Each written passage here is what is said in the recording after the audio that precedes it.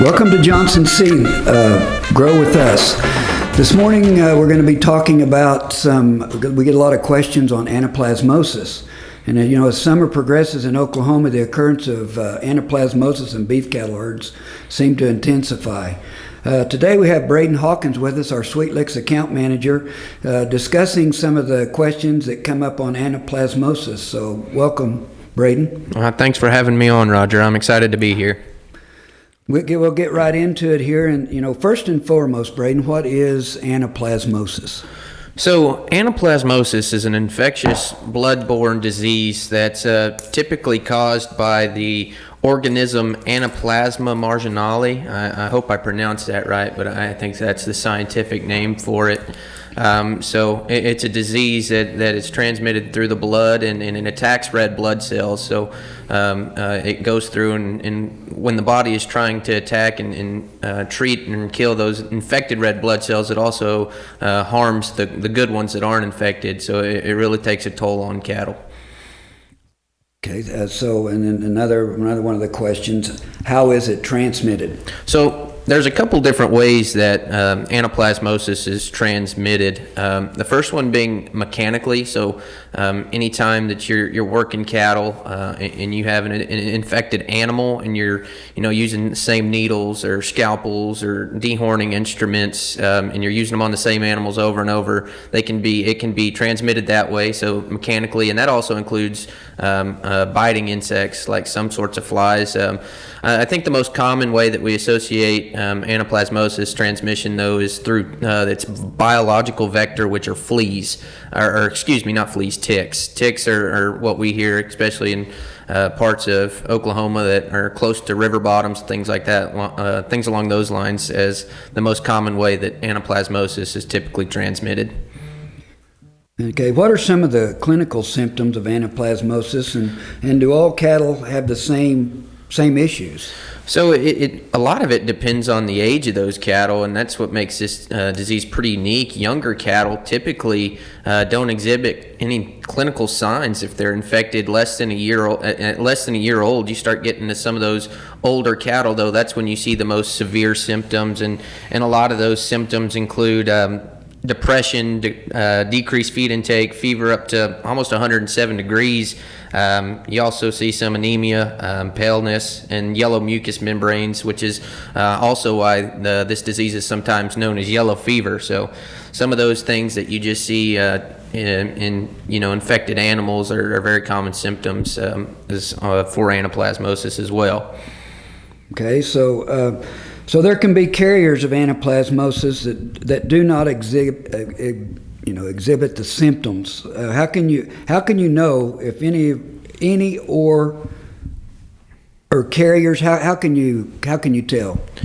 So the best way to tell if your cattle are carriers would be actually taking blood work and working with your local veterinarian on some of that stuff. That's really the only way you know. But yes, there can be carriers of this disease that don't exhibit any symptoms. So any of those calves that were infected at a young age and get over the disease, or any animal that gets over the disease for that matter, is a carrier of anaplasmosis for the rest of their lives. So if you're bringing in cattle from outside places, I think it's important to have a good relationship with the person you brought them from or with your veterinarian, so you can get blood work on and check those cattle, because once those cattle are in your herd, it increases the likelihood of infection for those uninfected cattle. So carriers are pretty common. And something else I think is important to note is that calves that are born to carrier cows are carriers also. So it's important to know the status of your cow herd, especially if you're in an area where anaplasmosis is a serious issue.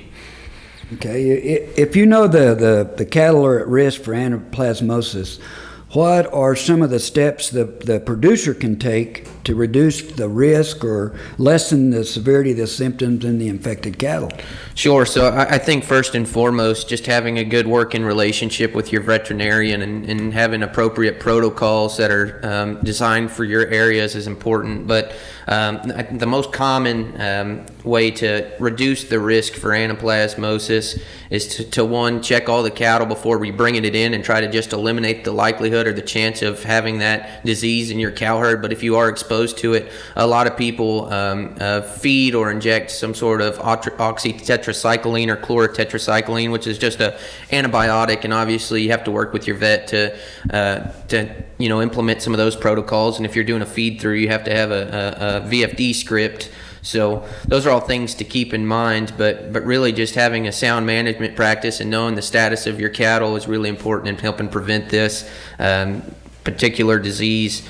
I think it's important to note that the earlier you can catch it and the earlier you can start treating those infected animals, the less severe those symptoms will be. So the earlier you can get some of those antibiotics or things along those lines, if they are infected into their system, the better off you'll be. Because, if you've got cows that are over 2-3 years old and they're infected and you're not doing anything about it, I mean, you can see up to 60% death loss. So it's a very significant disease that can really impact your bottom line and your livelihood as a cattle producer. Okay, what products are available through Sweetlix that cattle producers can work with to manage with some of these issues with anaplasmosis? Sure. So I think our most notable one is our REO Anaplas block. It's a 33-pound press block that is 14% protein and has the active ingredient chlorotetracycline in it, which is an antibiotic. Again, you have to have a vet script, but it's a very convenient way to self-feed cattle that are on pasture. A good dosage of that chlorotetracycline to help prevent or reduce, not prevent, but reduce the severity of the disease itself. We also have a few loose minerals like our REO FC, which stands for Free Choice C6000 mineral.